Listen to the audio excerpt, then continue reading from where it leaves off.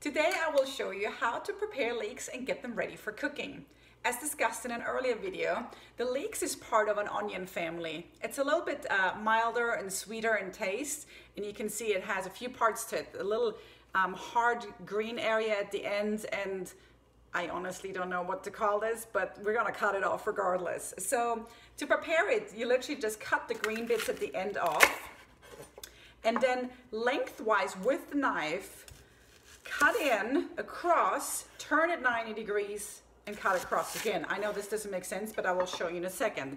So I made a cut right here and another cut right there, because what it does is it opens up each of the leaves, and now you can really wash the parts where typically most of the dirt is in. You can really wash it out and rinse it out. And after that, it's pretty simple. You just slice them and all the way to the end until this part comes off as well. You can throw this away and you're ready to go.